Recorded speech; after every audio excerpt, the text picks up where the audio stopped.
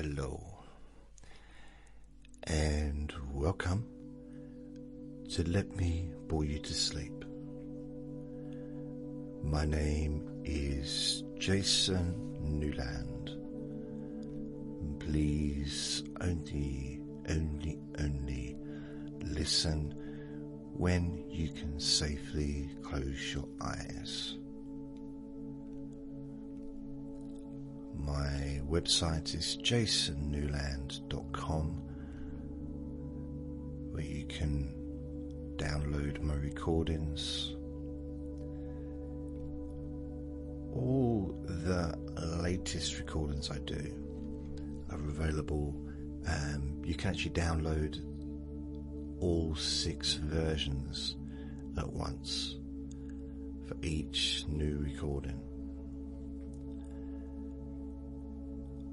I also upload my recordings to Instagram and TikTok. I used to upload them to X, but X wouldn't. They stopped allowing it for whatever reason. Perhaps I was too controversial, or maybe I just wasn't controversial enough. Yeah, I think if I'm just going to have a look at it's because there was no hate speech. They don't allow videos without hate speech on there. Yeah. So, I'm still in the process, the last bits of process of uploading my hypnosis videos to the podcast called Relax and Sleep Hypnosis Daily. So that's still doing that. There's only about 10 left, 10 different recordings left to upload, which is good. And then I will start to look at the next one, which I think will be sleep hypnosis. It's never ending.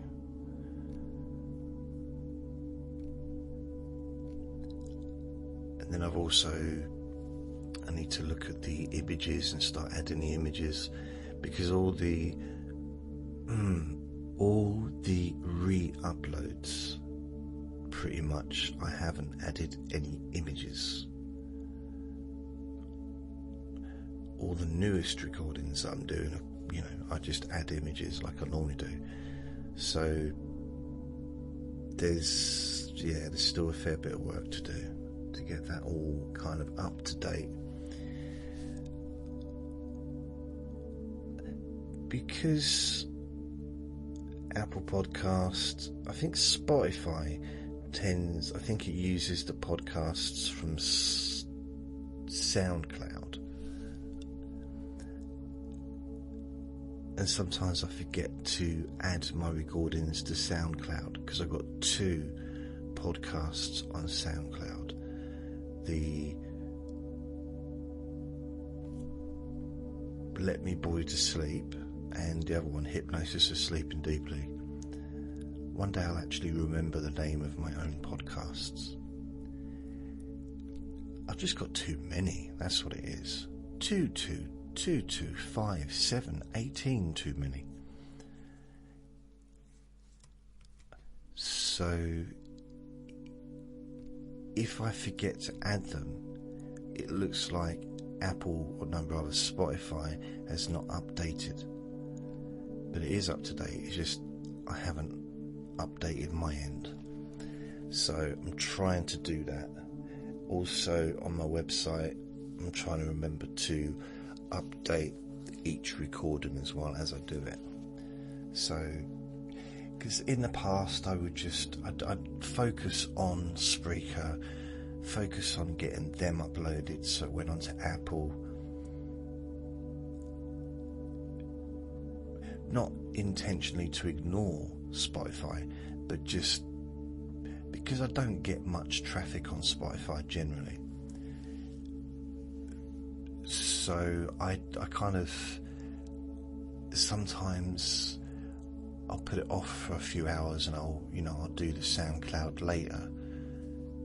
Sometimes I even leave it a couple of days. It's not on purpose, but just, I'm doing other things. But now I'm going to prioritize SoundCloud to do that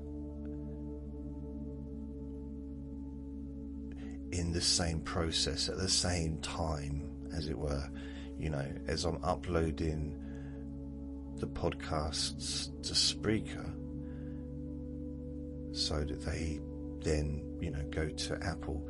I'm then going to also do the same thing with the SoundCloud podcasts, so that they go to Spotify and whatever other podcasts apps use the SoundCloud ones. And also people that go on SoundCloud to listen. And equally, I'm going to do the same thing, add within that block of work to do, add into my website. So that's now going to be the process, because in the past I would do the recording and maybe have a break, although I'll still do that if I need it, So I make the recording, have a break, save the recording so I don't lose it. Something like Friday LMBYTS, and then just save it so that it's not gone, and maybe go back to it, an hour or two later. Let's say I've had my breakfast or take the little one out, and then I come back and I'll edit it. And with the Let Me Bore You to Sleeps, there's not generally a huge amount of editing. Now, I don't edit myself. But do you edit then? No, what I mean is, I don't edit what I've said. I just edit any kind of background noise or me coughing or whatever. Most of my bodily functions are edited out. Most. Regular listeners will know which ones are left in. So what I do, so let's say Vinny barks, or there's someone at the door, or there's an interruption, the phone rings, I cough, I need to go to the toilet, there's some noise in the garden, whatever it might be, I tap the microphone continuously for about 10 seconds, so it really lodges up the meter on the screen, so I can see that there's a disruption there. And then I do whatever I need to do, whether it's a case of just waiting for the background sound to diminish, or whether it involves me doing something, answering the door, answering the phone, whatever it is.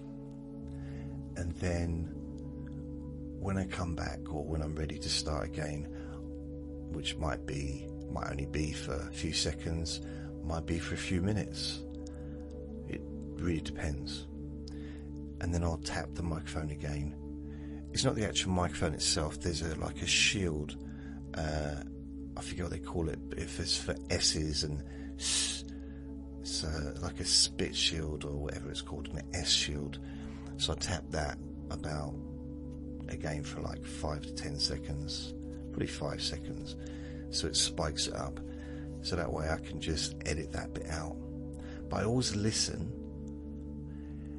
to just before that and just after it, so I know, because sometimes it doesn't necessarily make sense.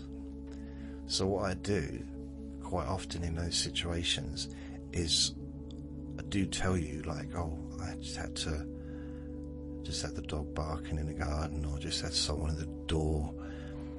And you might wonder, why is he telling us that? The reason I mention it is because otherwise what I was just saying to you might be completely different to what I say after the disturbance. Because you can't hear that there's been a disturbance, it might be a bit incoherent. And you know how important it is to me to be coherent. It's really not, is it? I don't know why I worry about it. It's just, yeah, sometimes I kind of...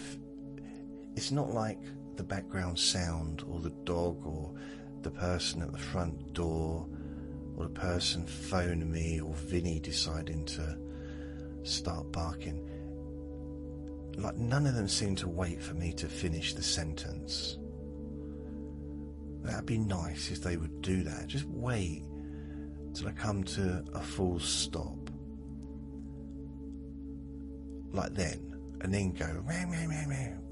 But no, it's always, well, it's not always, but it seems to often be mid-sentence. So what I'll do, generally, if I can kind of miss out begin that sentence and edit to go back to a point where it kind of makes sense of what I was saying.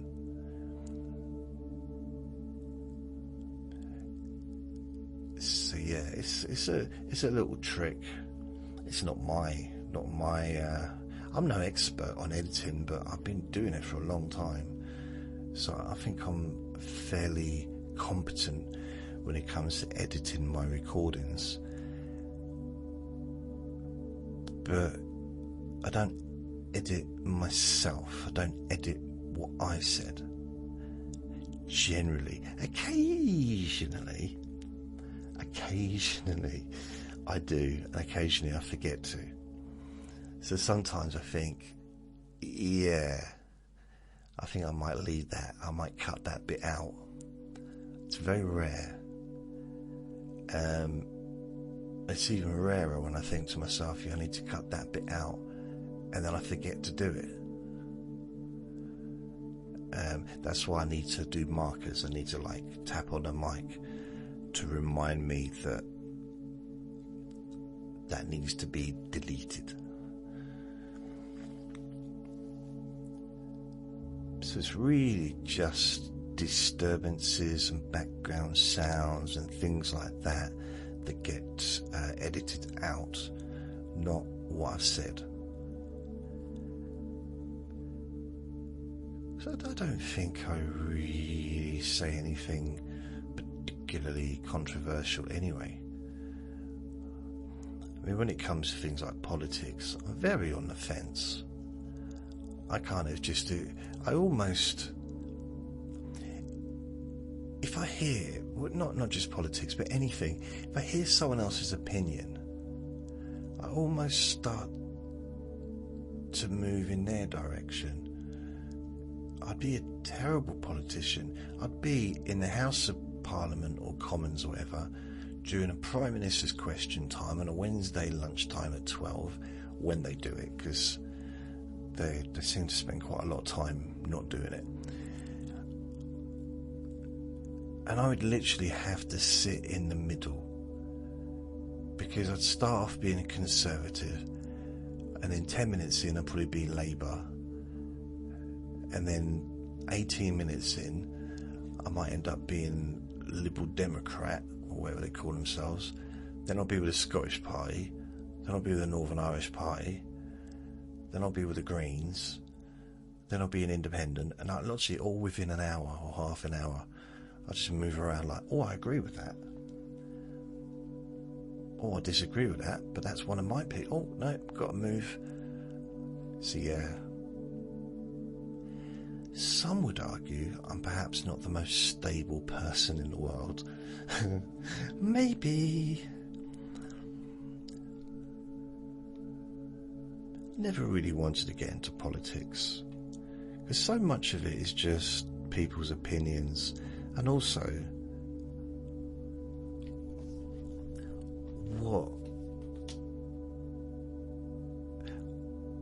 there's a dehumanization of politicians that seems to go on. I notice when people talk about them and like they're not humans, and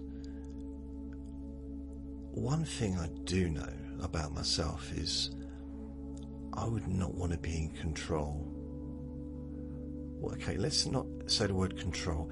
I would not want to take on the responsibility of an entire country, an entire country's welfare, safety, all that stuff, security. Blimey, no. I'm not struggling enough just looking after a Jack Russell. That's enough on my plate. So there's this invisible respect that I have for the government. Not because I agree, and I'm not getting political at all, because I'm not going to mention any specific thing. But it's not because I agree or disagree with what's being said or done, necessarily, sometimes, but it's because I know that I couldn't do any better. And I know that for sure, 100%. Because for every person you help, someone else is going to feel not helped. And that's the way in life. That's just the way it is. It's the same with this podcast stuff I do. You know, it's every time I make a change, it annoys someone. It delights some people, it annoys other people. It's just like, it's not just about trying to please everyone, because of course that's impossible. But I don't want to upset anyone. I'll take pleasing some people but not upsetting anyone to trying to please everyone. Because of pleasing everyone, again, it's never going to happen. But I do want to kind of please the people that are, or my listeners, you that are listening now.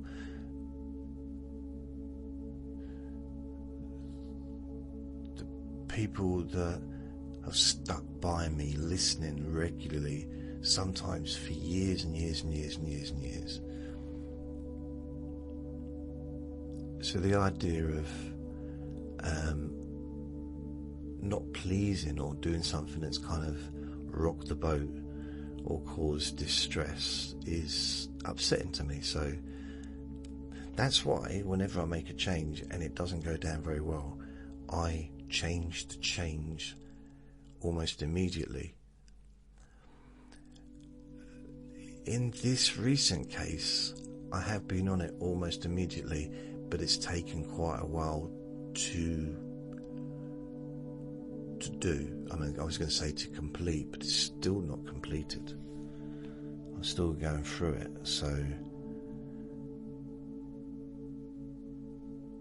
yeah.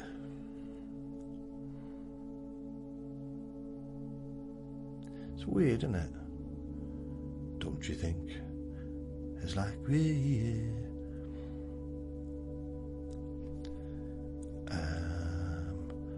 So sexy. So I'm trying to do this.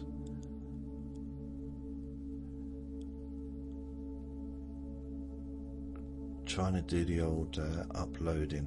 Thing is, I can't do two things at once.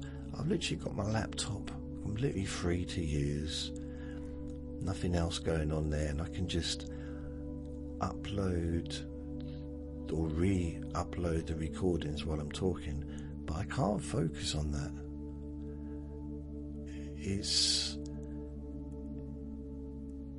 I don't know, I'm surprised I'm able to wash my hands, like using both hands at the same time. I'm surprised that doesn't confuse me. Or I had a strange dream just now. I was listening to some music for 2.5 hours. That's a long time to just be asleep listening to music, but hey, it was nice, but the dream was weird. was in this.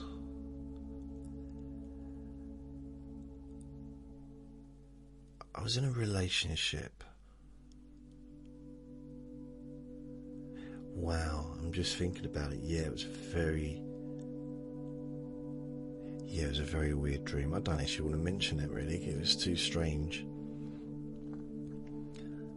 I don't like the idea of wish fulfillment, because I know 1,000,000% that I've had dreams that I do not even one molecule of me would like that to happen in real life.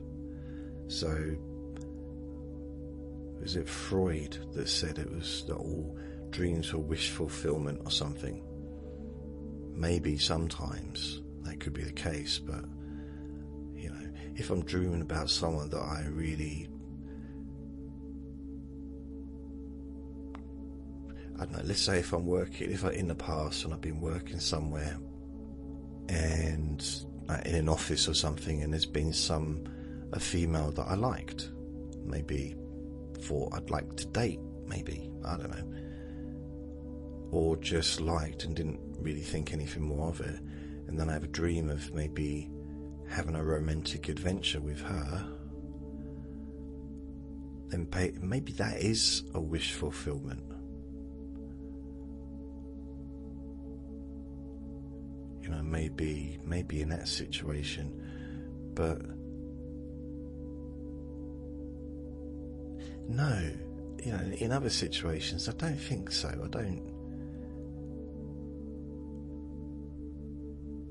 don't know what the correlation between different types of classical music is and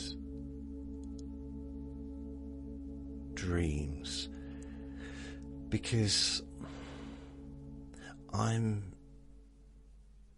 pretty much know zero about classical music. Although I listen to classical music every single day and have done pretty much for years and years and years and years, at least the last decade, you know, pretty much I'd listen to classical music.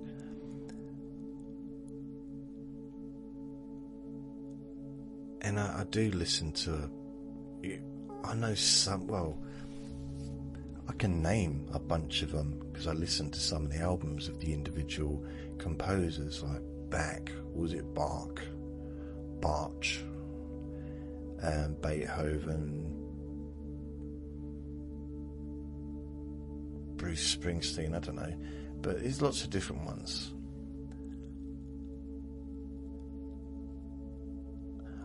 There's some, is it Chopin? I know some, I just like the slower ones. Although I do like to listen to a live concert on YouTube, because generally it's not really true. I mean,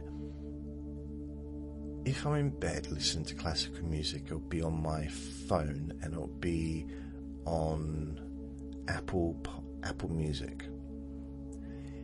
If I listen in the living room, if I'm at my desk, it could be 50-50. It's maybe Apple Music, but then I might be listening to like an album, like a normal kind of, you know, music that I want to listen to, not classical. But if I'm on the settee with my feet up, deciding to have a little relaxation session, it will be a YouTube video, and I quite like adagios. I don't know what they are, but I quite like them. But I do also like to find the London harmonica, whatever, the different, because you've got the New York, you've got the Austrian, you've got lots of different far harmonica. Anyway, they're orchestras. And something I quite like about listening to them is there's a real... I quite like the quiet, the gaps in between the songs, or in between the sounds or the notes sometimes. And it might sound weird, I also quite like hearing the audience trying to be quiet. You always pretty much you'll hear a cough or a little mumble, and I'm sure indecipherable there'll be someone saying, "Oh, is it not finished yet? How long before we can go home? Can't believe you dragged me here." Or some snoring, which is what would happen to me. I would fall asleep. Nothing to do with boredom, more to do with relaxation. So if you're ever on stage talking or telling a story or even doing a play or singing or in an orchestra, a band, and you see someone in the audience asleep, don't take offence at that. It's not that they're bored well, they might be. They might be bored at what you're doing, but you know, if what you were doing was boring, then you'd see probably at least 40-50% of the audience asleep. Maybe a larger percentage. If it's just one or two people, then it doesn't mean you're boring. It means you're relaxing them, that they feel safe to close their eyes and allow themselves to let go of all their worries and to feel peaceful. I mean, in some ways, you might have done more for that person than you have done for any of the other audience members, from a healing perspective. Perhaps not, it depends. I remember years ago, everything's years ago, isn't it? This was probably about 2000 and I reckon about 2009, maybe 10, maybe 9, around that time. At the Buddhist Center, we had the head of the organization, Sangharajita. He basically started that particular branch of Buddhism. And what he did, and this was in the 60s, he'd spent 20 years in India and he came back to London. He was born in London, but he'd lived in a monastery for 20 years or something. So he came back to teach what he'd learnt. But what he did was he didn't stick to any one particular strain of Buddhism.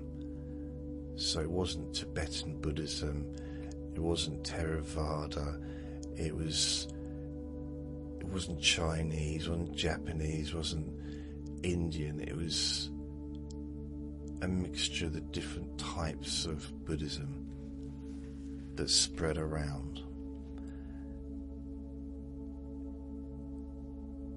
And he started that group. It was in a room above a pub in London. I think it was North London. And there's tapes. All his recordings were taped. All his lectures or his talks were taped. I listened to all of them. I used to have them all on a CD or a CD-ROM, so I could download them and listen to them from my laptop. And that was over 20 years ago that I had that. Anyway, so he started that organisation, and and then loads of Buddhist centres started and opened all around the country over the next 50 years, 60 years, whatever long it's been. So I used to go, I've been to two different Buddhist centres, 2 different towns. So anyway, he came, I think he was doing a tour. It was kind of like a book tour or something. He had a new book out and he was just touring around all the different Buddhist centres around the country.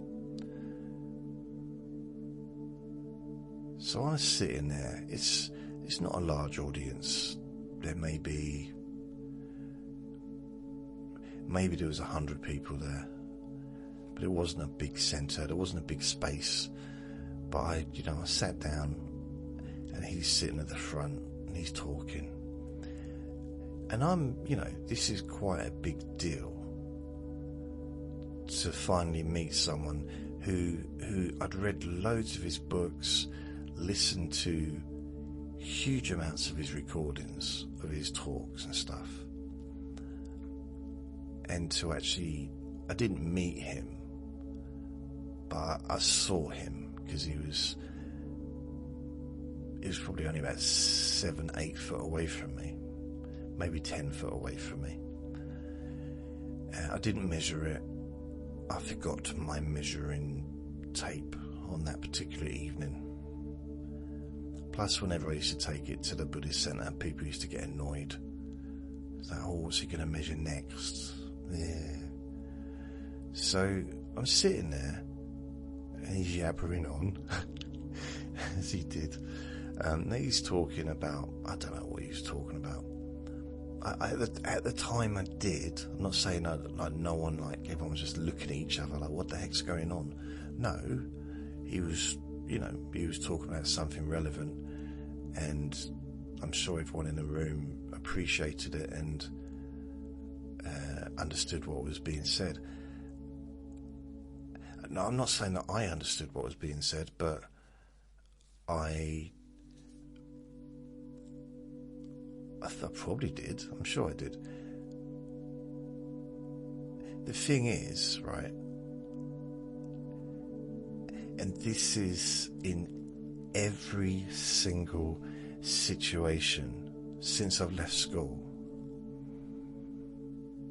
but basically since I've been in charge of my own behaviour, since I've been allowed to do what I want to do, within the law, of course, I close my eyes when I'm listening to someone talk in an audience, if I'm in the audience. Now, I wouldn't do that at a comedy club, but then I wouldn't want to do that at a comedy club because the energy's different.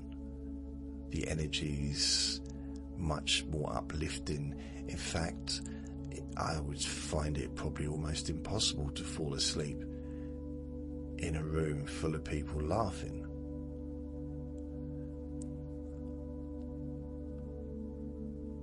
But this was a situation where everything was really calm and slow. And I did fall asleep, and I did snore very loudly. And he punched me, so yeah, that was a bit weird.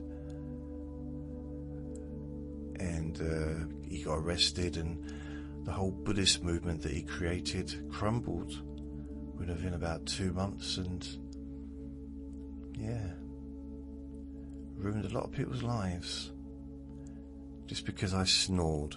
No, none of that happened. I did snore.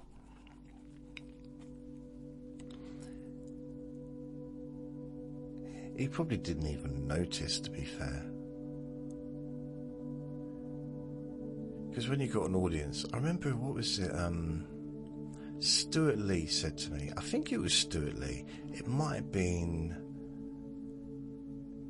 someone else.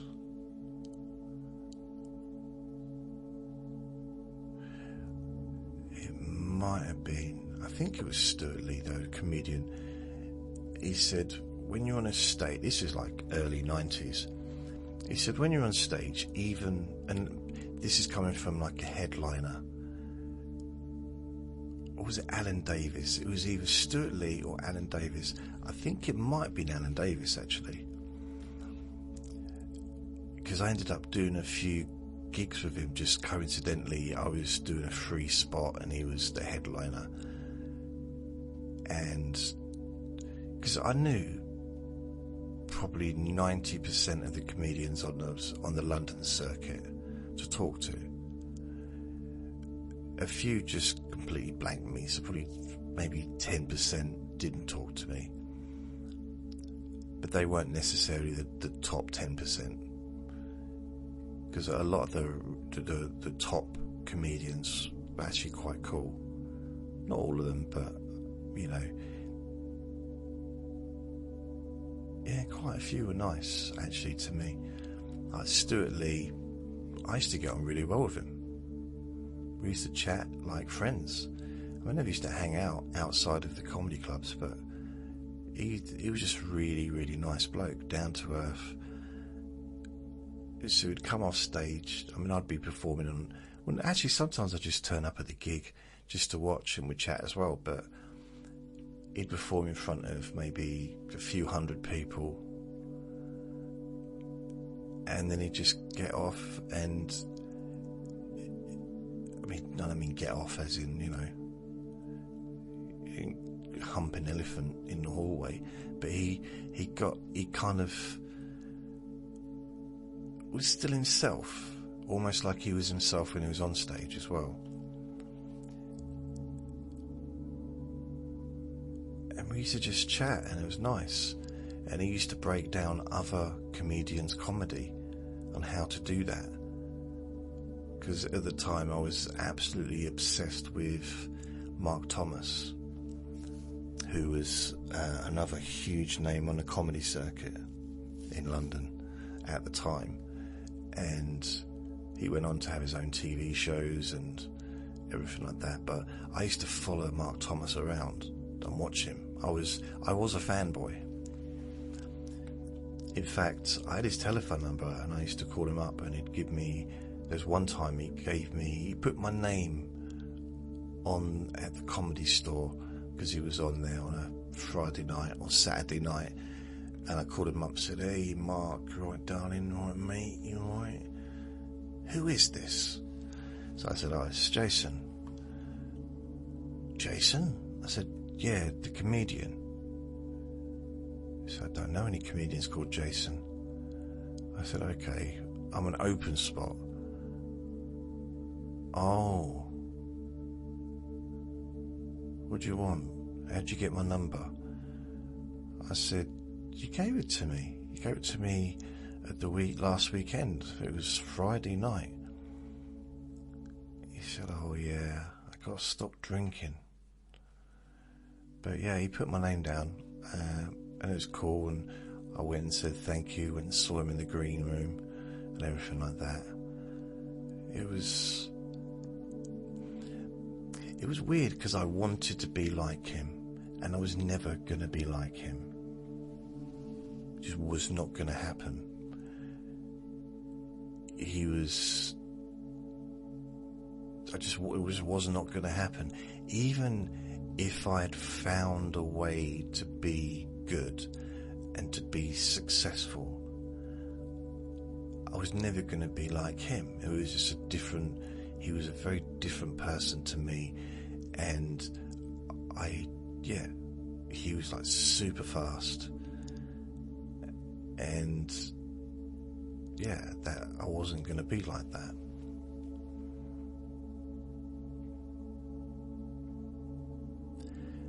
So I think it was Alan Davis that said to me, because I'm sure I did a couple of gigs with him literally within about, or 2 or 3 gigs within about 2 months. And so there's one gig, and he said about the audience, he said, "Doesn't matter how good you are, unless people," in fact he said, like, you'll be on stage, you're going to look out, and you're never going to have 100% of the audience like you. perhaps the most you're going to have is perhaps 40%, maybe 50% of the audience that really love what you're doing. Maybe you'll have 10 or 20% find it funny sometimes. They might find some of what you say is funny. They might think that they might enjoy watching it but not be particularly impressed, but it's okay. And you're going to have a percentage that really, really are not enjoying it. So all you got to hope is that the people that are enjoying it make more noise than the ones that aren't, so that the ones that are enjoying it, their laughter is all you hear. I mean, you could get a heckle and stuff, but generally I didn't really see that much heckling. I mean, I saw thousands of heckles over the years, but considering how many different shows, how many different comedians I saw doing their set, loads of comedians, loads of sets without any heckle, no interruptions, thousands. But then I've also seen lots that have. I mean, some comedians, they'll get like one little heckle, and it might be something they can get material out of. I mean, I remember, I'll come back to Alan Davis in a minute. One of the greatest that I saw, one of the greatest dealers were hecklers in the early 90s, in my opinion, that I saw, was Mark Lamar. And I don't know if you ever saw Mark Lamar on stage, or some people might. If you're in other countries, you might not know who he is. So he was a headlining comedian when I started. So he started probably late 80s, and he was really, he had everything. He had the look, he wore a suit, he was flashy, he was arrogant on stage, but he was very funny. And also, he didn't even need an audience member to say anything or to heckle in order for him to get 5 or 10 minutes worth of material out of it.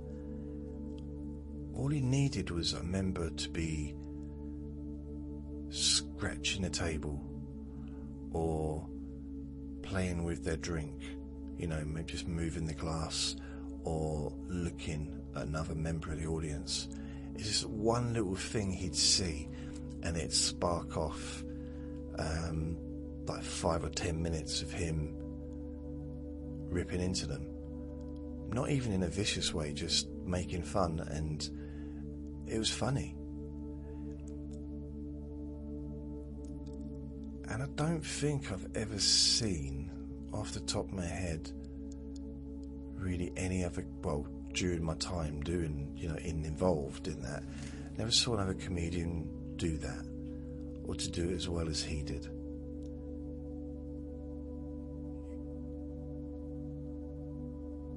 He was so good at it,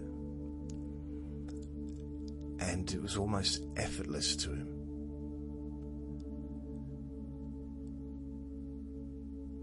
I know behind the scenes there's a huge amount of work goes into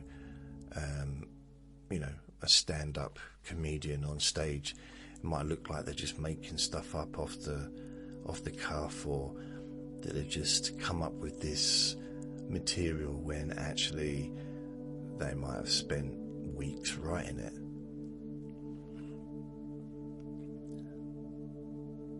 He was just really, I don't know, he's one of my favourites when it came to that, and Stuart Lee was as well when it came to the comedy, doing comedy. Now Alan Davis, he went on to do TV work as well.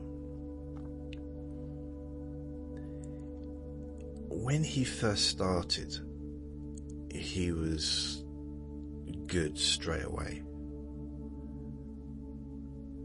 Like winning awards, winning contests, like, you know, instantly. And some people were putting him as like he's the new Eddie Izzard.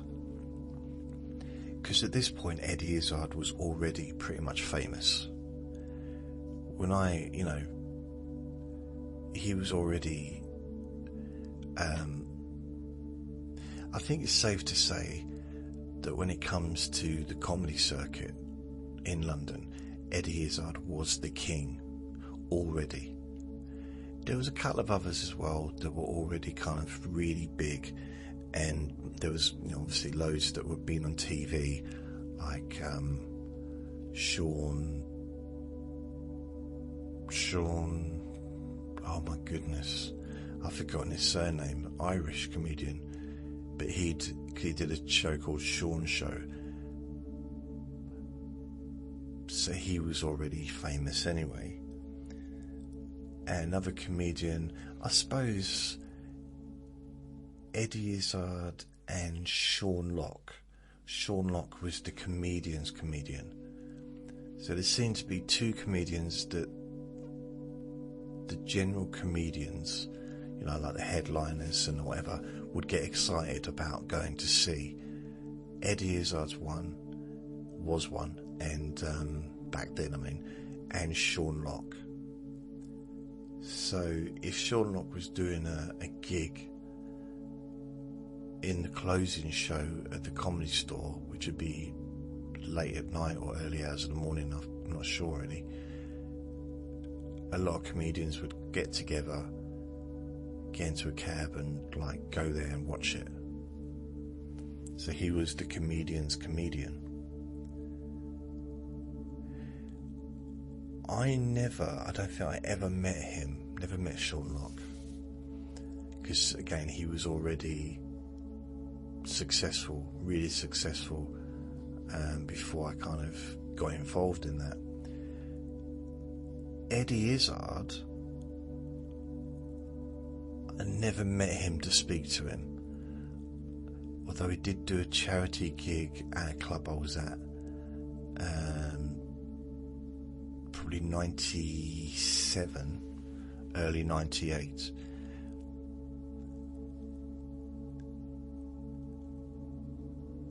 And also in the early 90s, I was in the comedy club that I used to frequent, and I was just hanging around with the other comedians, and as I said, I used to talk to new acts.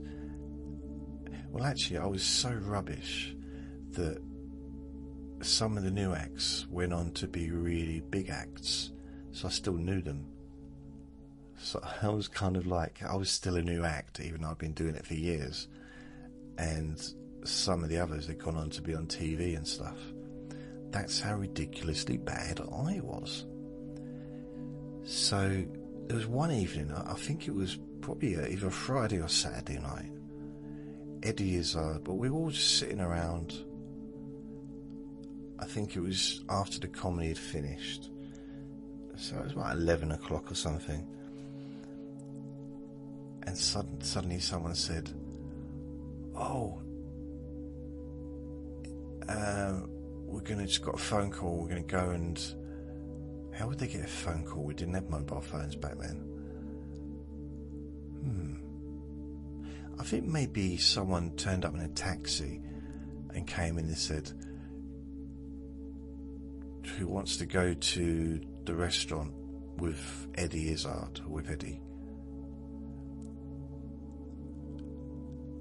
And there was a lot of them all said, yeah, everyone got excited. So I went along as well. I had no money. I didn't have any money to buy anything. And I went to this restaurant. I think it was an Indian restaurant in probably just around the corner, actually. It was, what was it called? Bethnal Green. What's that road? It's well known for Indian restaurants. really like worldwide known? Oh, I forget. Can't be that well known if you don't remember, and you've actually been there. Yeah, I know.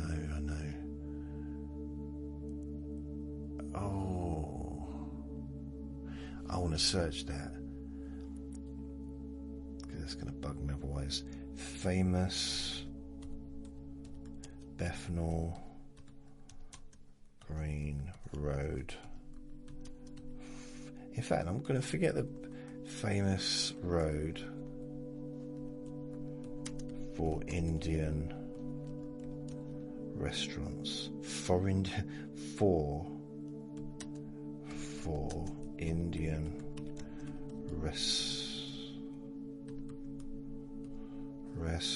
how do you spell restaurants? UK.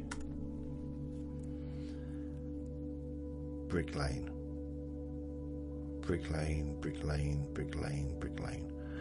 That was what I was looking for. Brick Lane.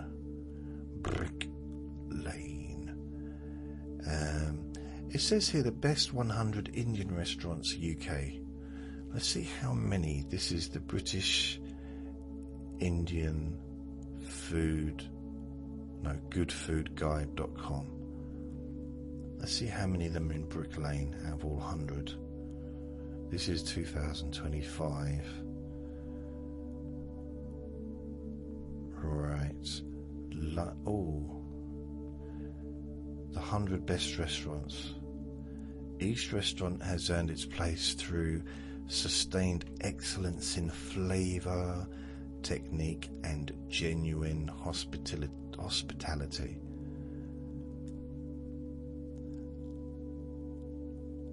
Oh. According to this, I can't find one in Brick Lane. You've got London Icons, Cinnamon Club, Cinnamon, Westminster, Gymkhana, Mayfair, Quilon, Westminster, Jamavar, Mayfair, Giraswamy, Regent Street, Ben Ayres, Mayfair. Maybe they're really kind of, I don't know, like 5-star Michelin, whatever, like really expensive restaurants with a waiting list. I don't know. If I said yes or no, it'd only be guessing, So there's two in Birmingham, 2 in Manchester, 1 in Leeds, Newcastle, Cardiff, Glasgow, Edinburgh. So after all of that,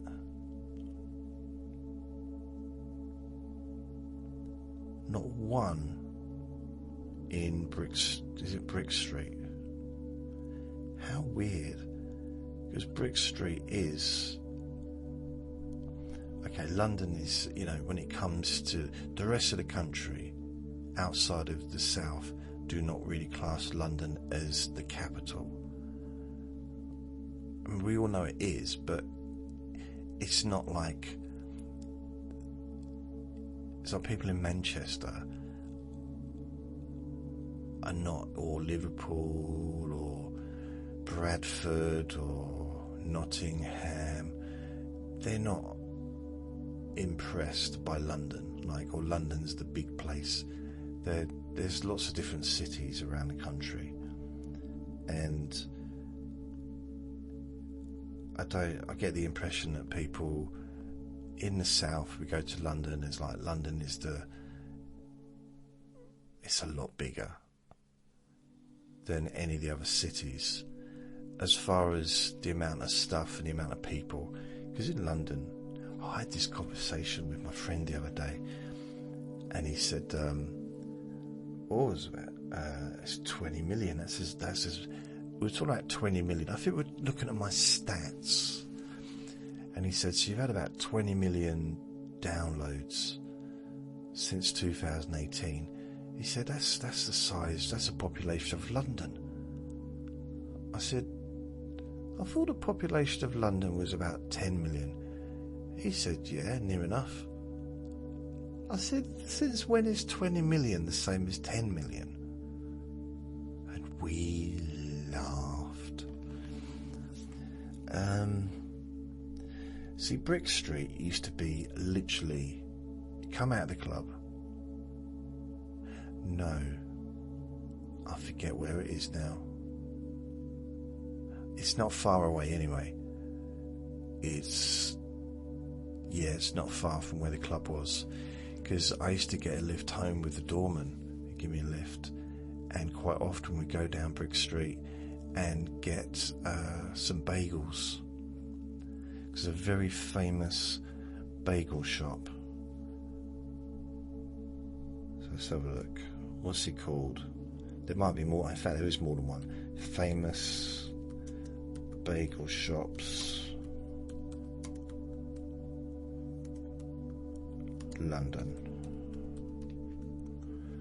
Right, let's have a look.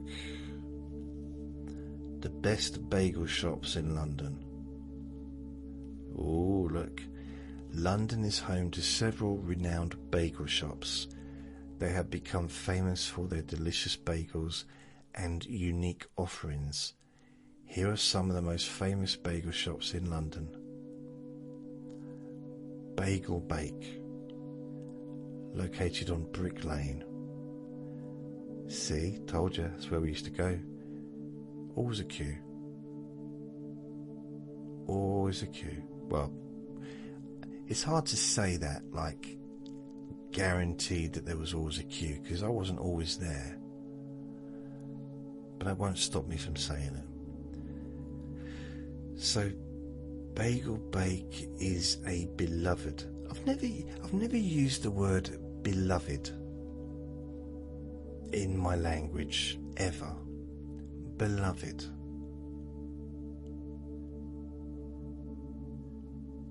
No, never.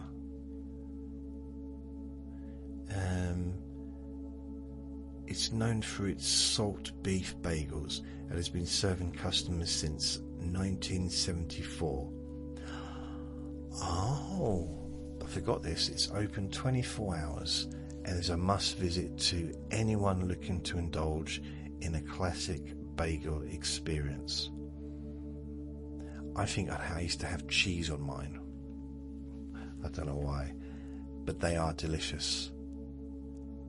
Really. I would never buy bagels from a shop. And the only reason is because after having a bagel in possibly the best bagel place in the world, I'm exaggerating, but I still believe it. It's hard to just go back to I've never really been into bagels. I didn't even really know what they were. All I knew is I liked them, and I liked them a lot. It was, honestly, especially because they'd come out and they'd be warm and absolutely beautiful. So, if there was a bagel shop around here, it'd be gorgeous. I'd be eating bagels every day. I love them. So, I don't know, because there's other ones called Papol's Bagels. It doesn't say where these are. They're in London. There's one in Finsbury Park called Happening Bagel Bakery. And there's one called B Bagel. The 14 best bagels in London. There's B Bagel is in Soho. So that might have been there a long time as well. But it closes at 9. It's open now so they open quite early. Oh, there's also a Bagel, Tottenham Court Road. I'm guessing it's the same company. There's another one in Soho called It's Bagels. But from what I look, you can actually sit in there as well. So I think if you have a cup of coffee or whatever, it would be quite, bagels would go there. I mean, I've never really, I didn't experiment with the bagels because quite often my friend, the doorman, would go and collect them and I'd wait in the car. Sometimes I'd collect them for him, but we wouldn't ever go in together, really. One of us would always be in the car. So, I don't know.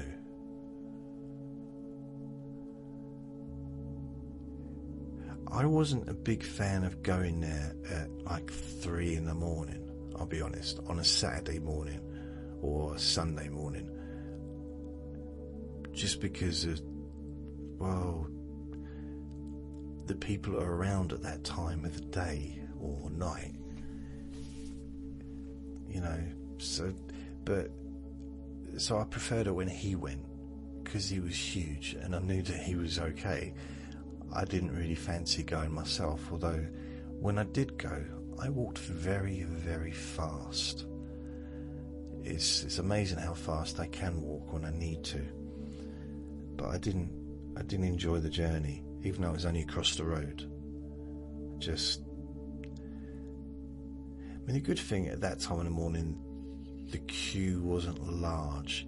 It was generally just a queue of people waiting to probably have them cooked, because there'd be 24 hours. Eventually they're going to run out at some points or get close to running out, so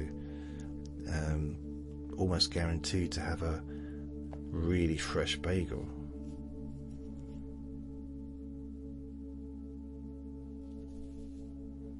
What's the best bagels in the world? Best bagels in London. Wow. They are pretty amazing, honestly. I made myself hungry. And I'm not even hungry. According to this, the best bagels in London guaranteed to satisfy your cravings. The thing is, right,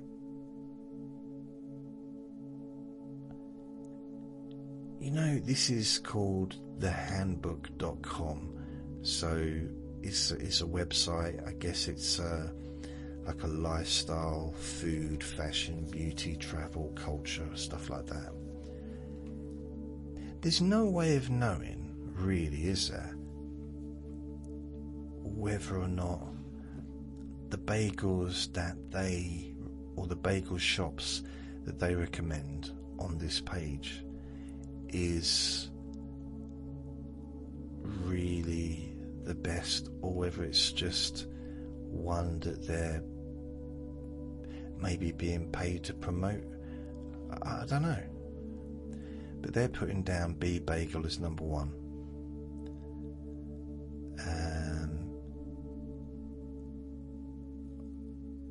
It's showing, they do look nice. But yeah, I'm pretty sure that is. But then it's right, second is It's Bagels. These are classic New York style bagels. It's Regent's Park Road. The Bagels is various, but we already looked at that earlier.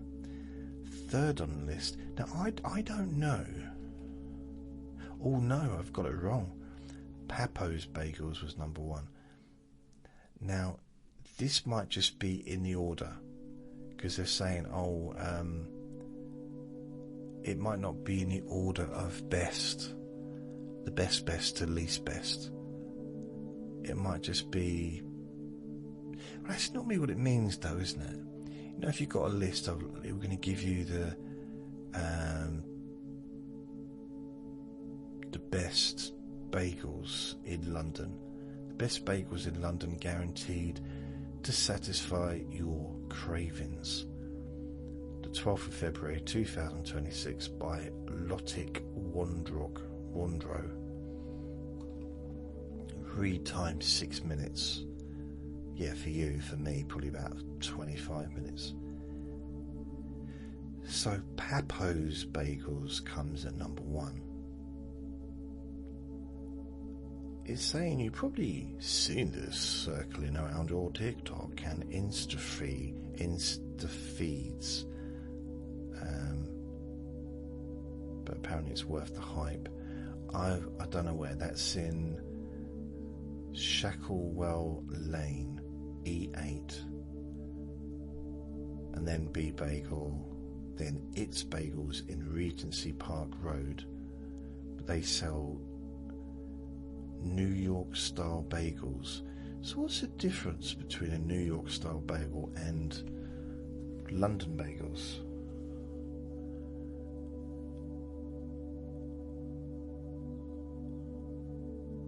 From garlic and everything seasoning to pumpernickel options.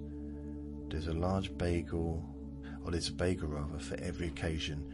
Load it up with your fillings of choice. So I guess it's a little bit like not Sidewalk, not Underground. What's that sandwich shop? It's gone right out of my head, the name of that. You know, when you just choose your fillings. Subway. Underground. Yeah, Subway. So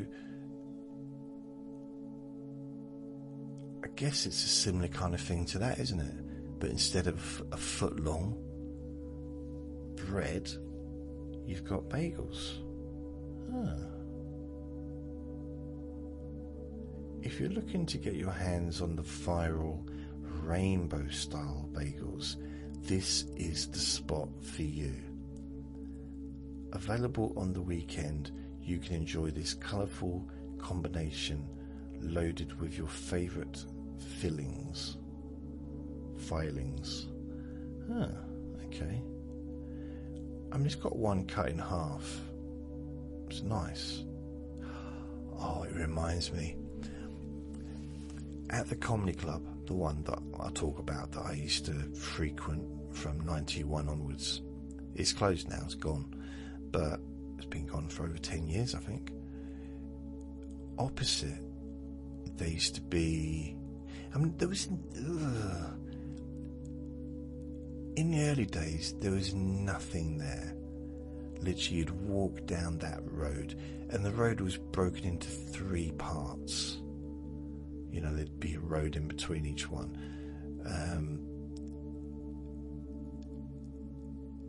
It was basically just a really large alleyway. It had roads and pavements and stuff, but it used to be, all the old buildings were mills. They used to be mills in Shoreditch, which was very famous for all that stuff, like industrial stuff. And there wasn't anything there. Some people lived there in flats and stuff, but there wasn't hardly anything around. And then gradually, over the years, things started to spring up. Because the weird thing about it is, either end of the road, there was stuff going on. So one end was Shoreditch, and there's a very famous club across the road. There was a lot of office buildings. It was almost like an extension to the city, because it is a continuation if you walk from the city. So let's say if you come out of Liverpool Street Station, you can walk around, and you're basically in the middle of the city. Liverpool Street Station, you turn left out the main entrance. Not the entrance with McDonald's, but the other one. And you walk down and you could just see, like on the left hand side, these huge buildings. I don't know if they're banking buildings or whatever, although I used to fantasize about working in one. Me, in my fantasy, I never got further than being a cleaner, but I still like the idea of working in one, because that was so big and quite beautiful, actually. Huge. And I'd see people going up the escalator onto work and walking through the... It's the kind of thing you see in a movie. You know, when you see someone walk into work and it's a massive building and there's a reception, and it's like, yeah, they're like that. Absolutely huge. And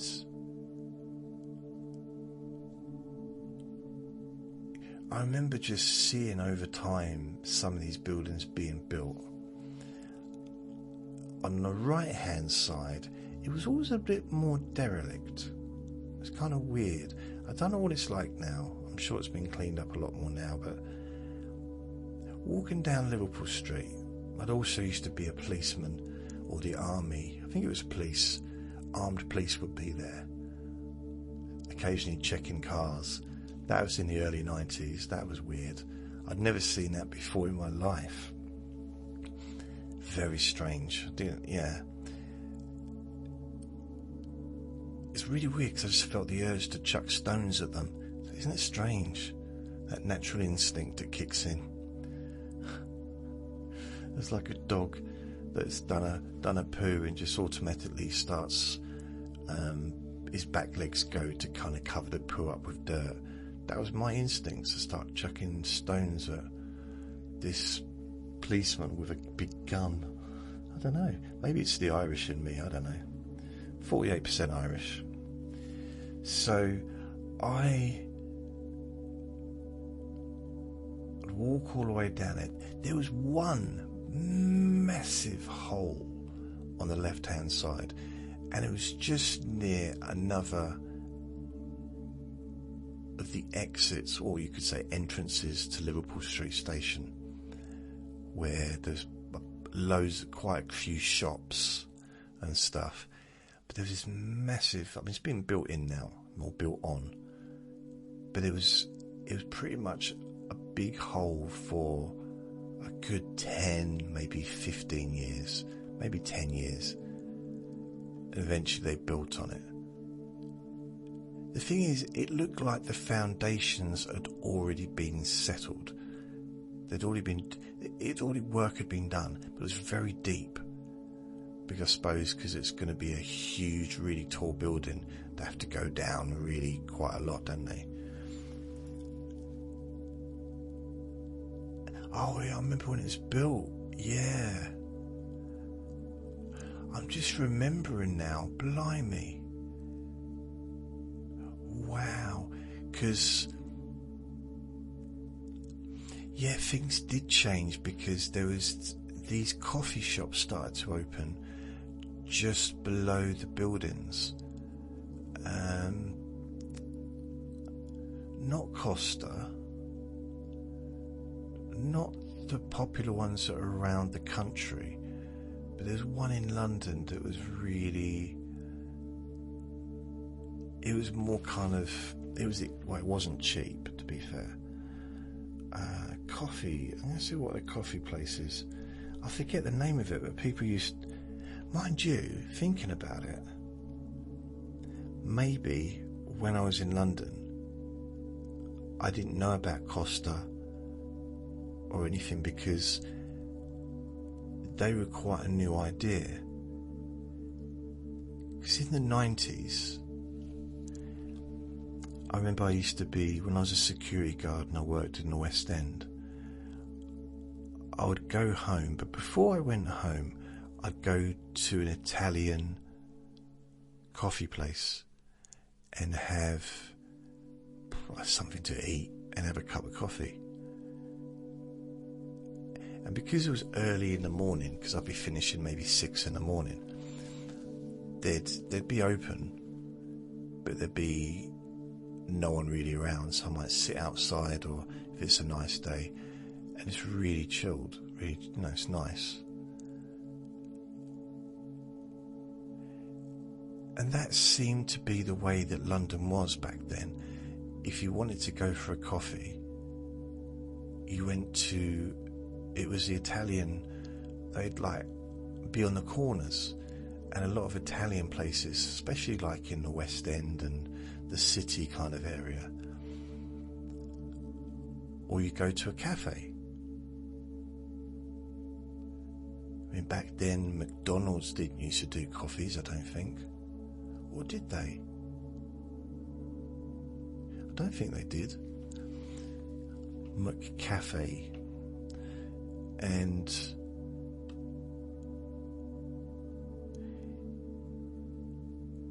I can't remember the name of it. This coffee place, this coffee chain. London expensive coffee chain. Liverpool Street.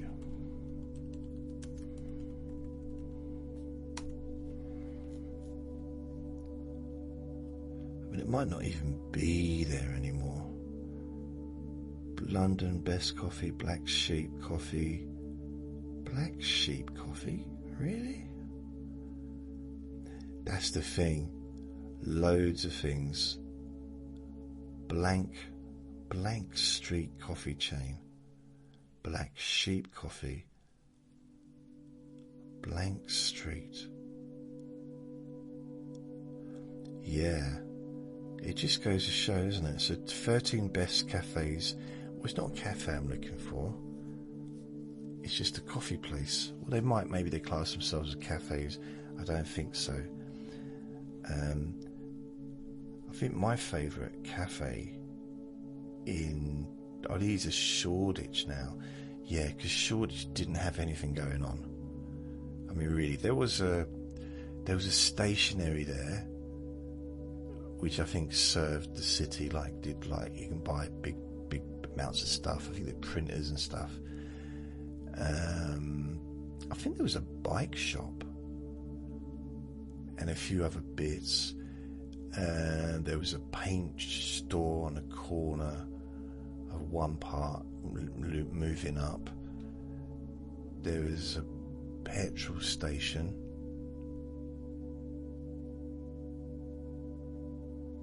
As a point, there was a petrol station. I don't know if it was there in the early 90s though. It was definitely there in the late 90s. So it probably was there in the early 90s. Because I used to get, sometimes when it's like, I knew I was going to be late at night and I wasn't going to eat anything, I would get them, they're like breakfast cereal bars. I forget the name of them, but I used to get them. And One Zone Coffee, Shoreditch. Wow.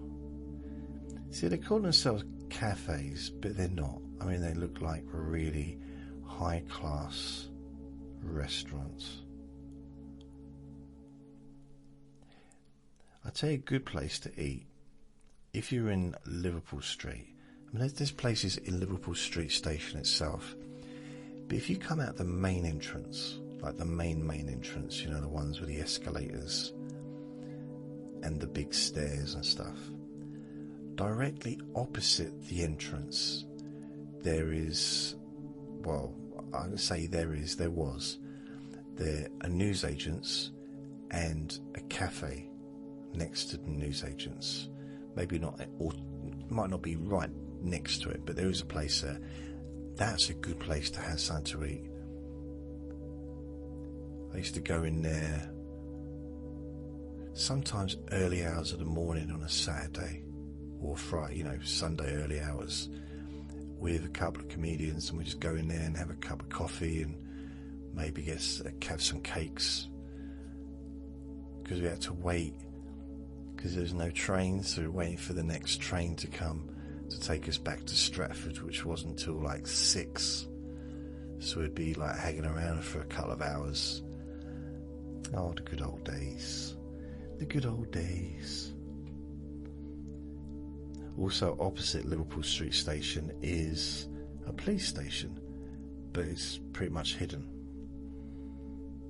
Unless, of course, you're naughty, then you see exactly where it is. Cafe Plaza, Hoxton, Sabini Bar, blimey, it looks like a jeweller's. Wow. So, London's most expensive coffee, zing, bing, ting, it was something like that. Okay, coffee, expensive. If I just put in coffee, Liverpool Street Station. Ooh, I don't know, because it's still not, is it?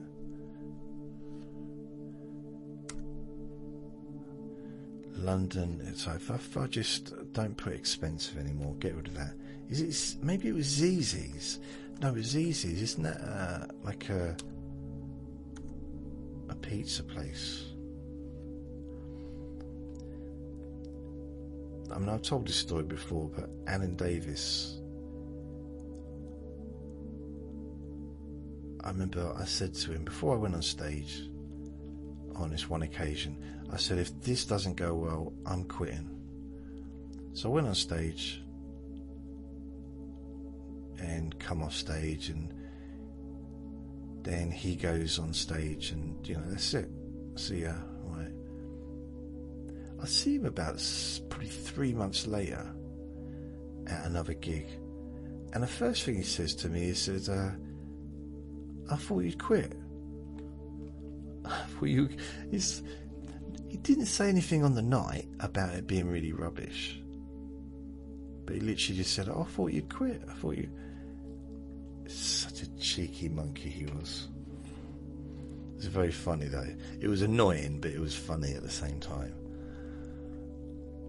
The thing about him, he's such a friendly person. He's one of these people, I imagine you could say stuff and get away with it because he said it with a smile, But I remember when he first came out, well, not first, but when he was kind of first well known on the circuit, he was being compared like the new Eddie Izzard, because he had a certain style, very creative kind of style to him, which was apparently similar to Eddie Izzard, but I'd not really seen Eddie Izzard, so I didn't know. I'd seen a lot of Alan Davis on stage, but I don't know. All I know is he was very, very, very funny and very popular. I can't find. All I want is a coffee, London Coffee, Liverpool Street Station. Right, okay, if I put in Liverpool Street, London.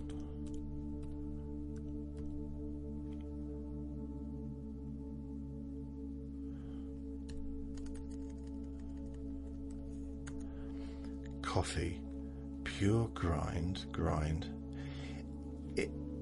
Cafe Nero, maybe it was Cafe Nero. Pure. These are Liverpool Streets. This is Liverpool Street Station, actually inside. What is the road though outside of Liverpool Street Station as you go out? Oh, some of this food looks lovely. Maybe it was Black Sheep Coffee. Perhaps it was Costa, because I'd not really heard of places like that before. Ooh, Nude Coffee Roasters. Ooh, it's a bit cheeky, isn't it? Costa Coffee. Right. Ozone Coffee, blank. I've got another way of doing it. Okay, if I'm gonna go to ChatGPT, so I want to find out. Here we go.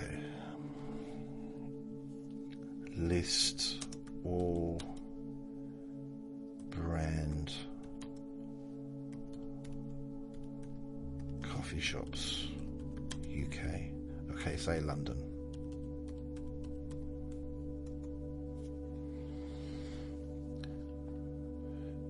Major branded coffee shops: Costa, Starbucks, Cafe Nero, Pret a Manger. That's the one. That's the one. Pret a Manger.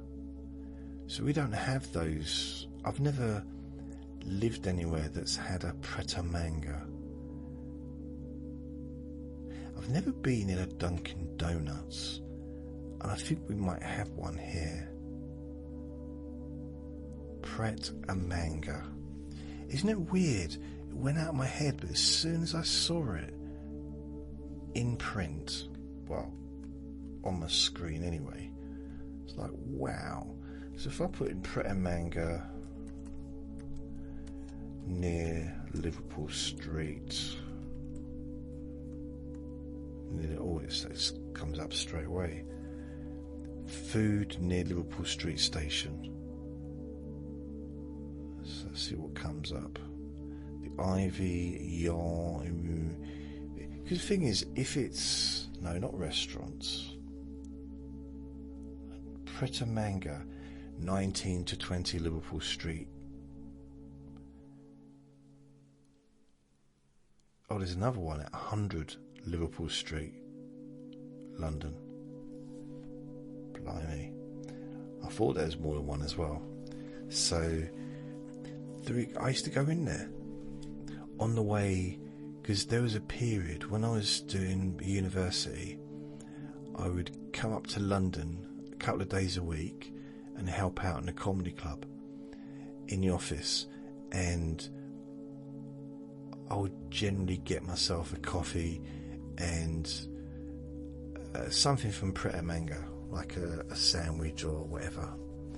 So, and probably a cookie. I'd probably say, yeah, or a cake, something like that.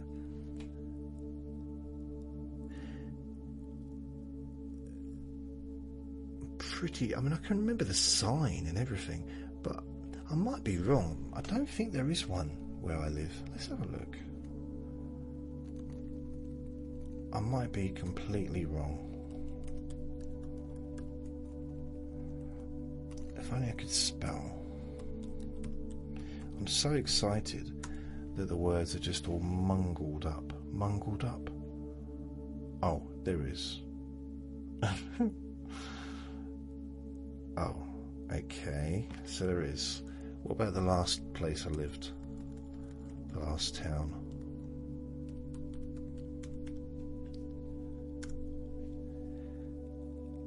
Oh, it's permanently closed, but there was one. So, it was probably there when I lived there. Okay. So, really, it's not that what I said it was just all lies, not all of it. It was just, I guess,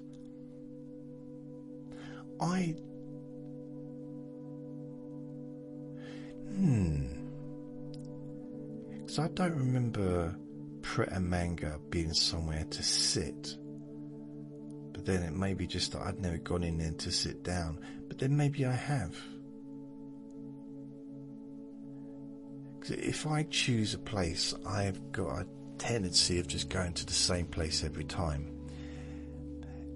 But if I'm meeting up with someone else and I'm meeting them, then I'm going to go to where they go. They might have their own specific place. Like, I got a friend who's in a wheelchair, so I used to follow his lead because he knew there were certain places he could go into which had better access than mine. I mean, if it was left up to me, there'd always be like upstairs ones, and he didn't like that. And that's why I chose it. But he just, he kind of knew his way around the town, and it's really weird sometimes. Just the layout of the place, he knew that he could get in between the tables, because some places the tables are so close together it's hard to even get your body through without rubbing against the backs of both the people, that are sitting behind each other, if that makes sense. And you almost you can't help but rub against them, and no matter how often you try to get through, it's always the same. It's the same kind of being stuck rubbing against them. And eventually you get kicked out. Yeah. But he was quite good at finding places that had the space to get in, big doors and automatic doors ideally, and had space to get around. So yeah, I used to kind of follow his lead on that. I remember once we went out and I met someone. This was probably 2008, and I met someone. I quite liked her, but did not have the confidence to go up and say, "Oi, I quite like you."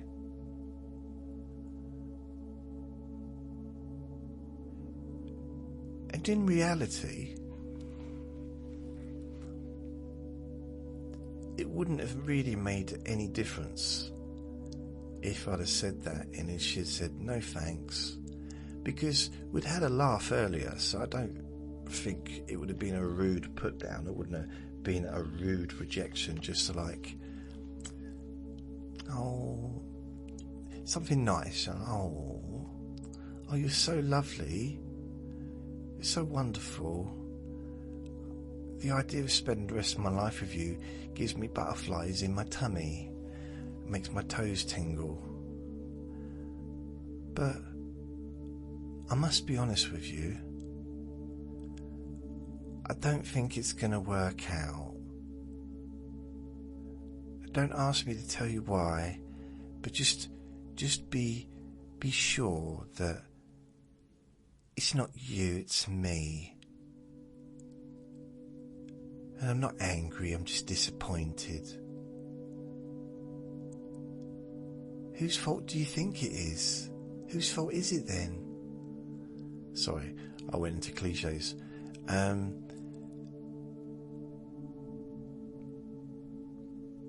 Yeah, I don't know why. I mean, it's no way of really knowing, is there? No way of really knowing.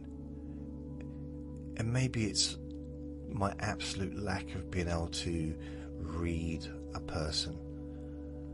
I used to think I could. I'm pretty good on the phone, I think, of tapping into, report. I can get into quite good report on the phone. In person,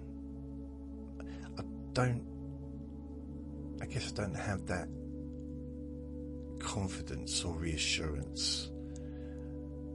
On the phone, even if it's in a work situation or making appointments,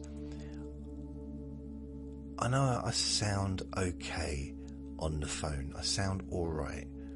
I don't mean well, but I mean I sound, I've got a fairly okay voice.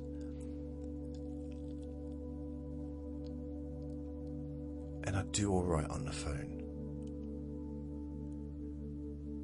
But at the same time, I've had years and years of training and experience of working on phones, so it kind of comes second nature now.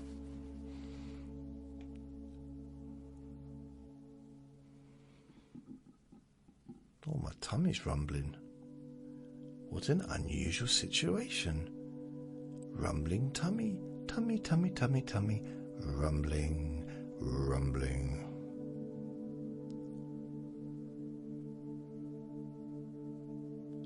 Still haven't heard the dog bark outside yet.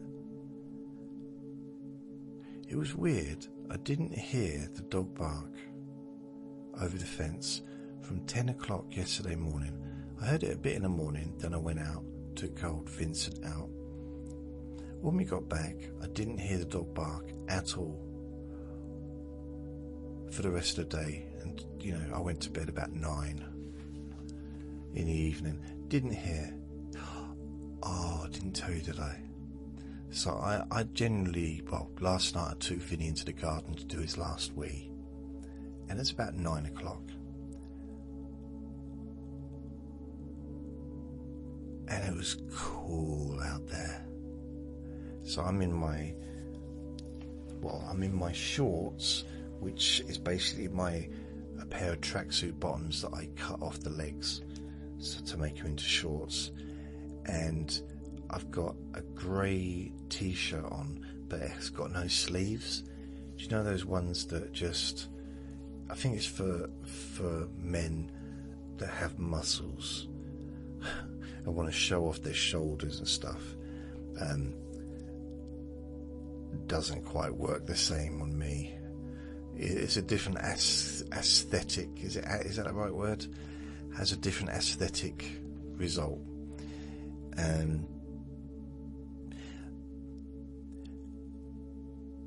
There was this one female in a coffee place, and I said it was my birthday, and I told her how old I was, and I felt I was moaning about my age, and she said, "Oh," and I said, "How old are you?" She told me, and she said, "Oh, that's a lovely age." Now, I don't know. The thing is, I was in love with her, right? I'm talking seriously. I wasn't stalking. Every time I saw her, I fell in love with her every time. It's very weird. Even when she was grumpy. She wasn't the most smiley person in the world at work. But it was something about her. I don't know what it was. And for a few years, I wasn't sitting in there every day, all day for 3 years. I went in there because I was in there before she started working there. I used to go in there because it was a really good place for me, it was the best place to go to have a coffee and to get some, like a snack, or, not a bagel, but like a roll with something in it, or whatever. A toasted sandwich. Because it wasn't, it's closed now, but it wasn't one of the major brands, It was an independent one, and I quite liked that. But anyway, I remember, it was my birthday, and she said, "Oh, it's a nice age." And I didn't know what to say. So I pushed her over. No, I didn't push her over. I said, "Oh." Now, I've relived that experience probably a few thousand times since, which is a bit silly, but if I'm honest, that is true. Many, many times and I've kind of reimagined the situation, like, what would have happened if I hadn't pushed her over? No, what would have happened if I'd have just said, "Do you want to go out?" Just one sentence. Because she might not have been opening the gate for me. It might not be. She might have just been being friendly.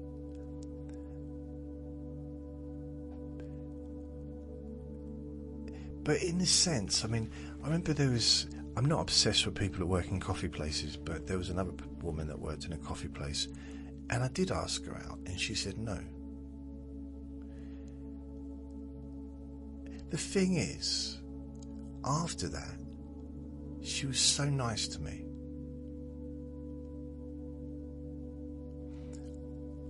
I think she started seeing me differently after I'd asked her out. And she'd come up and serve a table, and she'd ask me how I was. And she'd put a hand on my shoulder and stuff like that, which she didn't used to do before. Maybe it's the fact that she liked to do that with people, but once she realised, and she, it was clear that she had no interest in me, that she could do what came naturally to her. I don't know.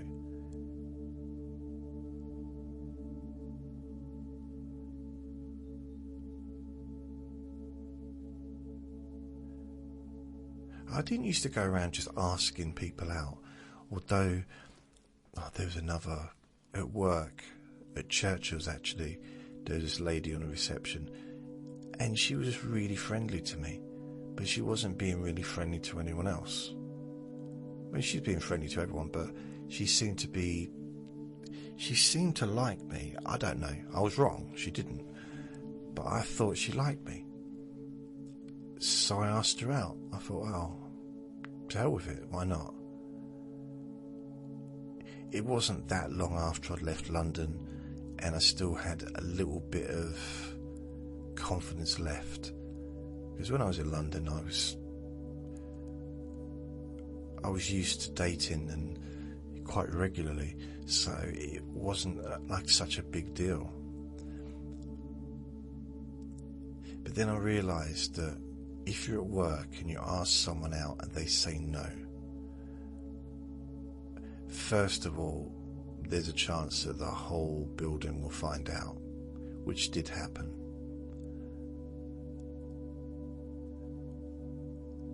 And the second thing is, if you're going to choose someone to ask out, maybe don't ask out the person on the reception who you have to walk past multiple times a day. It would have been, if she'd worked on a different level of the building, that might have been a bit better for me. But yeah, she left in the end anyway. Not to do with me, but just, that was embarrassing. And then my second job in insurance, there was a lady I used to see in the lift. We used to chat all the time, and it's like really got on well. And I asked her out, and she said no. Yeah, I'll be honest with you. I don't like to be. I don't generally, I'm talking about the past because I haven't really had anything for years, but had anything? That sounds bad, doesn't it? You know what I mean. Nookie.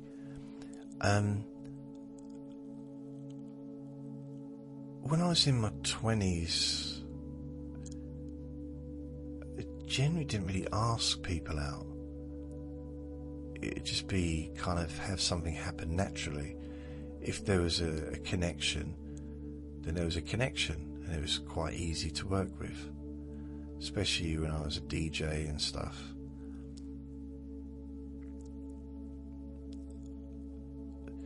But seeing someone, working with someone, and then kind of, it's a difficult one. I mean,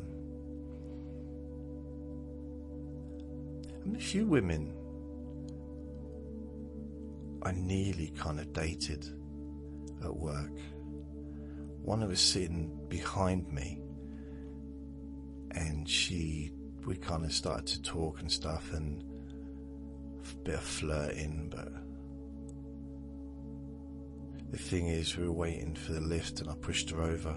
I just, one of those things, whenever I get, I want to ask someone out, I just end up pushing them over. None of that happened. I've never pushed anyone over. Well, not as an adult anyway. I don't mean I've never pushed an adult over. I mean, since I left school, I've never pushed anyone over. That's what I mean. And I wasn't continuously pushing people over at school, because most people were bigger than me. But in the first year, I did do a bit of pushing. I was a little bit naughty in the first year of high school. I improved. No, I didn't. I didn't improve. I was going to say over the next few years I improved. I didn't. But I was better behaved. I don't know. I'm not sure. I can't remember. I just don't want to talk about it. So there. You can't make me. Can't make me. Okay. Well, here's what happened. No. Trying to think anyone else that I asked out, that I embarrassed myself with. Or anyone that said no. It's embarrassing. I asked one lady out that worked in a travel agency, and she said yes. This is when I was 18.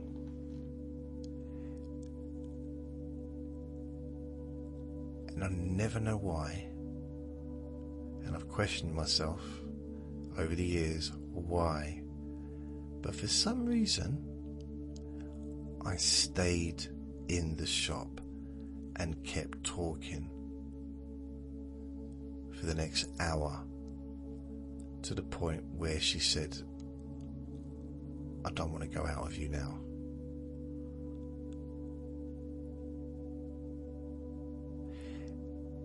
And it's only the next year that I realised that that was a sales technique gone wrong. So I was basically getting buyer's remorse. Well, I was actually creating buyer's remorse in the sense of selling. What's that weird noise my chair's making? So, I've read a lot of sales books. A lot, like a real lot, in the past. And one of the things that's kind of a unified idea is when someone says yes, stop trying to sell it to them. When they've already said yes, don't give them any more benefits. Don't tell them anything good about it. Nothing. Just get the paperwork done. Get the check. Get the payment. And say thank you. I mean, I'm sure if you're in person, once you got the payment sorted, and maybe you discuss in delivery, or if it's a kitchen, discussing getting it fitted or whatever like that, then yeah, there might be, oh, forgot to tell you, what I mean, there could be an extra added thing on, like, oh, you get a free giraffe with every kitchen or something like that. So that's what I did with that situation. I oversold. Not that there was much to sell, because it was basically my personality. My personality put her off, because I think she thought I was quite sweet and nice. I mean, she was way out of my league, but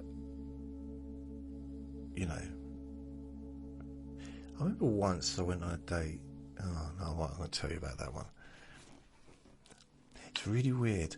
I have memories of quite a few of the people I've dated, but there's one particular female and I don't remember her. But I remember going to the cinema with her. But I don't know who she was, how I ended up getting to the cinema with her, where I met her. I never saw her again. And this is when I lived in a tiny little town. So basically we went to the cinema, and I was 16, 17, and I was hoping for some action.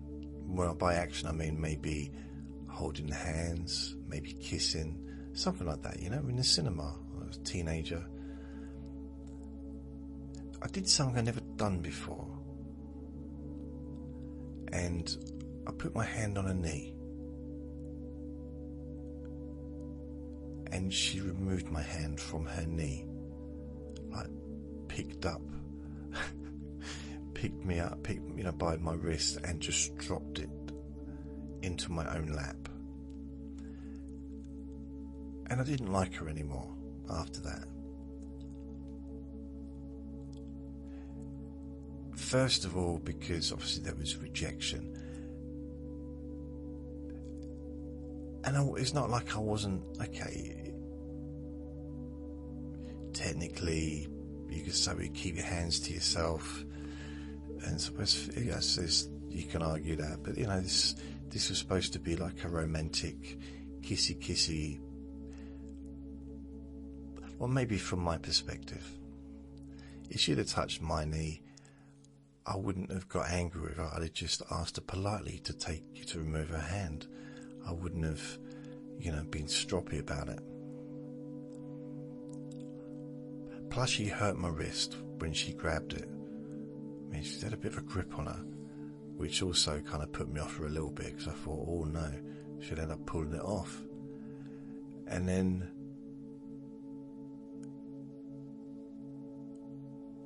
and that was it, really. Where'd you go from there? Because not only was she annoyed with me, I can honestly say never in my life have I ever been turned on by a knee. So I was getting nothing out of it. I was just trying to connect with her physically, just like in a friendly way. Almost like, just pinch the knee. I didn't pinch it, I didn't steal it, and I didn't nip it. It was kind of just like a tester to see whether or not she liked me, because she'd come along to the cinema, so I kind of assumed that she did like me, and I didn't realise maybe she just wanted to watch the movie. That didn't really enter the possibilities in my mind, to be honest.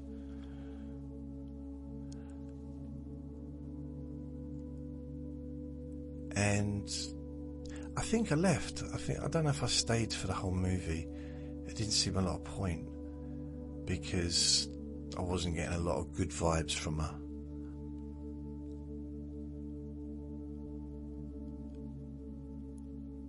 And I've never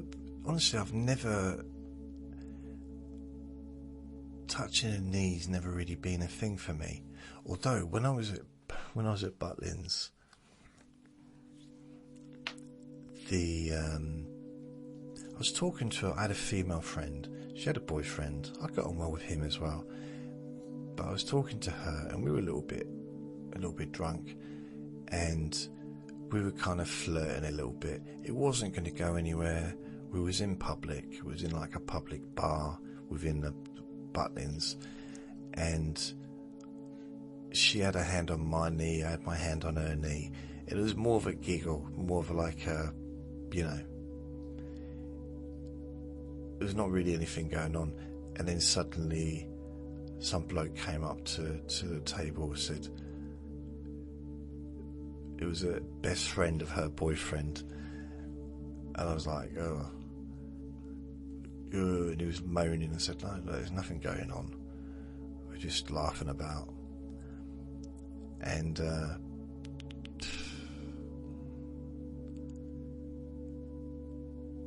I really thought she was the one.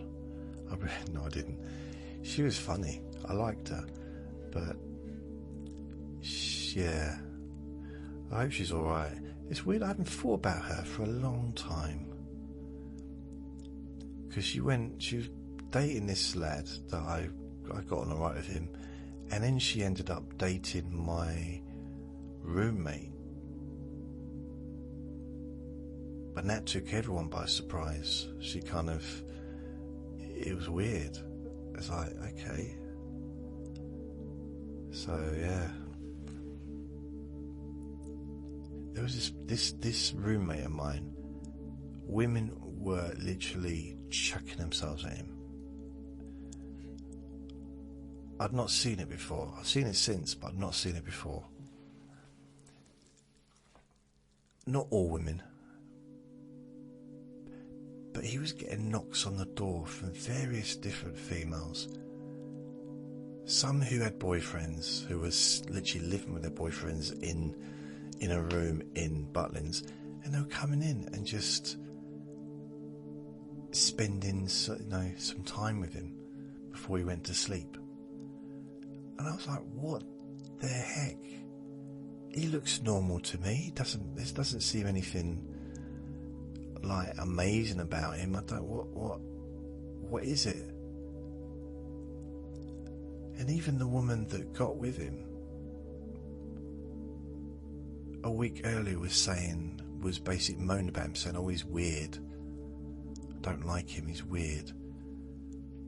So I learned a lot from that. That was very interesting from a psychological perspective. And he made no effort, not even the slightest bit of effort. And he was a magnet. He was a magnet to some of the females. I've got to say some, because he was like not all females, obviously, but he was the biggest magnet out of all the Butlins staff. He was the one that was just magnetised. And I don't know to this day how to get like that, because I've met another person like that back when I was doing insurance.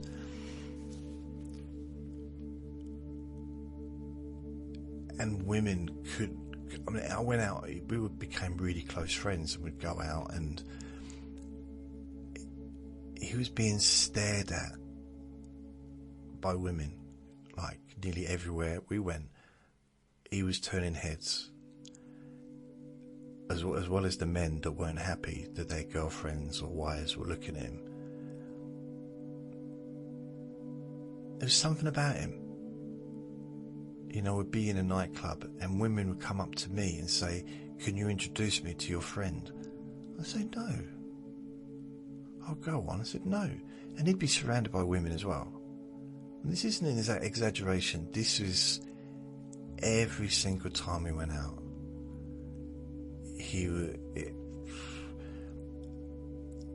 It was just amazing to watch. I didn't enjoy it all the time. I felt a little bit like he was the whale and I was the plankton. Not the plankton. What's the stuff that eats off the whale? Just like lives off the whale. I felt a little bit like that.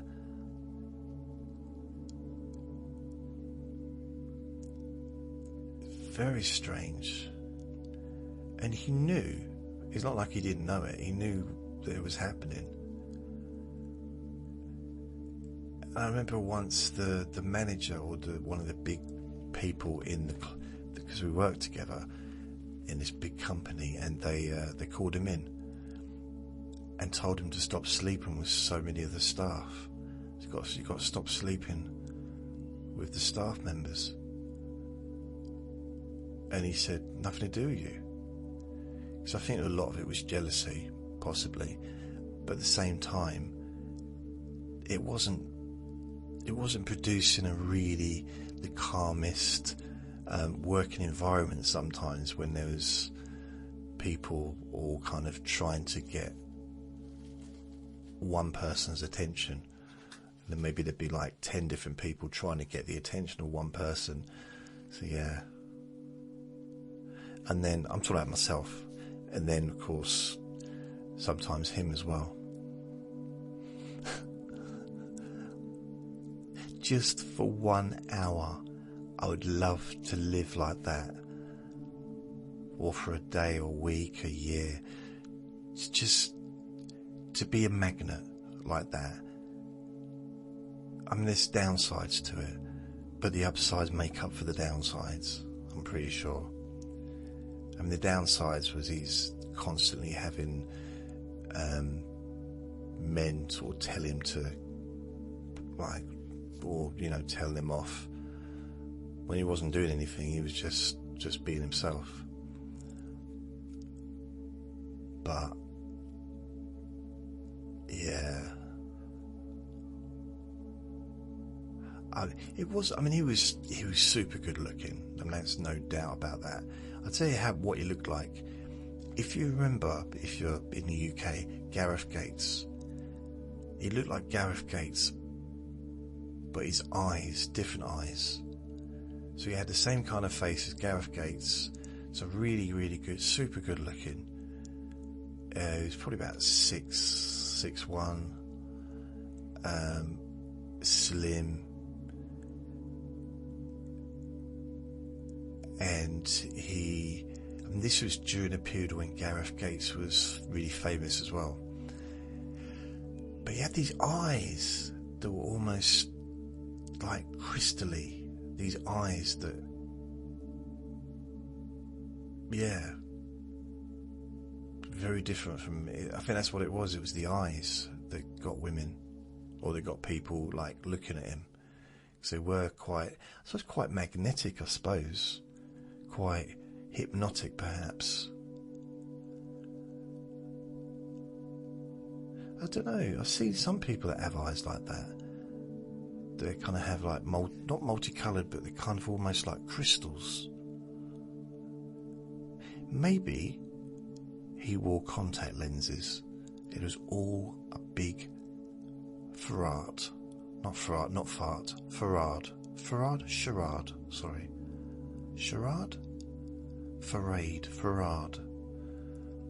What's the thing you wear on your face to cover it up? A farad? I don't know. Farad. Anyway, Vinny's got a little message for you all. And on that note, I'm going to go. So thank you for listening. Remember to be kind to yourself, because you do deserve to be happy, and be gentle with yourself. You deserve to feel safe. Lots of love. Bye.